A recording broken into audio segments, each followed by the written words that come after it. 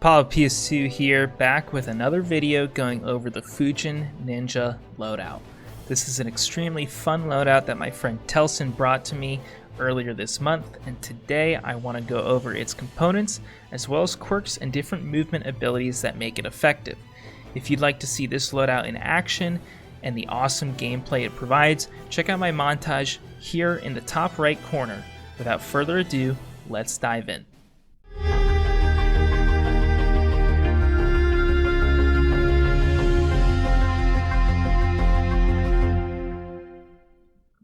Now, the first thing to know about the Fujin loadout is that you need the Fujin, and the way we get that is through the NS Export Series Directive Master, or Expert tier I should say, reward. That is 4 gold medals across NSX weapons, and then you get this reward. The Fujin is actually a grenade, it's a throwing knife, and you get 2 of them when you equip it. Now, the first part of our loadout is going to be expanding that number from 2 up to 8 using Grenade Bandolier 3, so we'll definitely want that. And the thing to notice about the Fujins is that they each cost 25 nanites. So the big constraint on this loadout is going to be nanite management. And the way that we can get a handle on that is by, instead of equipping C4 or medical kits, we're going to opt for auxiliary shield, so we get some benefit from that slot without breaking the bank.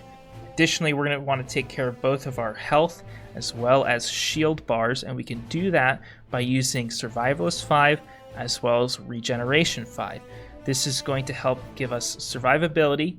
When we lose our shields, we'll have increased sprint speed of 20% for 6 seconds, which is extremely powerful for escaping sticky situations, and it's going to give us time to get regenerated, kicked off, and start healing our health as well.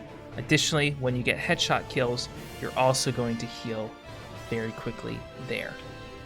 Now, what I want to take note of is that the Fujin as a throwing grenade actually is able to one-shot headshot kill up to 20 meters. So that means I can kill from here all these different people, which is great to know. It also means that this loadout synergizes with these choices for implants all the more. Now we move on to mobility. First up, we're going to want to equip Ambusher Jump Jets. That's going to give us a short burst of speed as we move through the air as such. Additionally, we're going to equip the NS66 Punisher SMG with the Adaptive Class Underbarrel attachment. That's going to give us, on a light assault, impulse nades when we activate it, and you can use these and the Ambusher to move over greater distances. Lastly, we're going to add on to that the Jump Booster tactical slot item that you get from the campaign, and we can use that to jump all the more higher. We can combine all these different movement mechanics, our Ambusher, our Impulse Nade, and the Jump Booster to go long distances.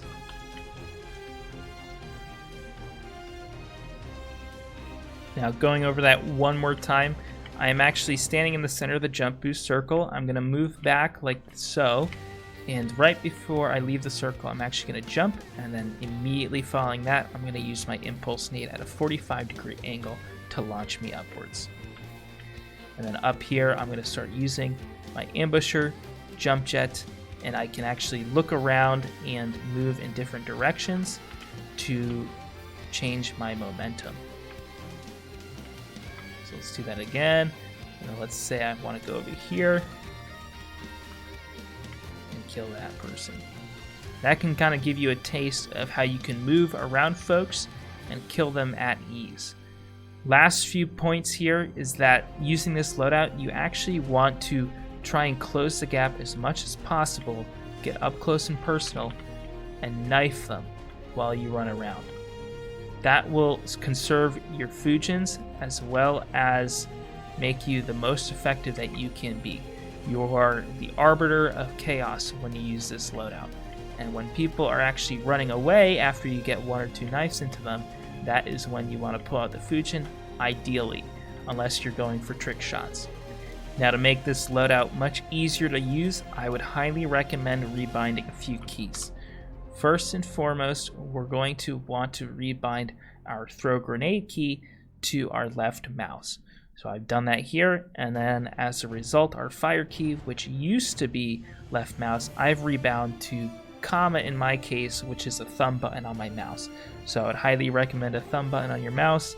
Then you can use something like a commissioner or other revolver and actually use that pretty effectively to kill people, because you'll have decent precision while firing using a thumb button.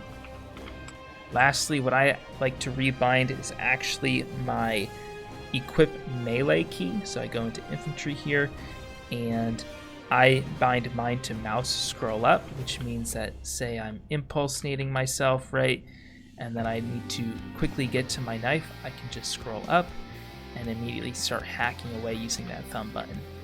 It will take some time to get used to this kind of loadout, and you will have to switch back and forth whether you're playing normally or not, but trust me, if you give it a few play sessions, you will get used to it quite quickly and be able to swap between the two whenever you feel like it. Overall, this loadout isn't going to increase your KD, but it should make for some very fun moments in Planetside 2, which after all is the whole reason why we're here, right? Once again, if you want to see this loadout in action, be sure to check out the video up at the top right here to find out more. And additionally, if you are looking to see how this implant combination of survivalist and regeneration play a factor together, you can check out my engineer video up at the top as well to see that in action. Until next time, I'll catch you on Araxis.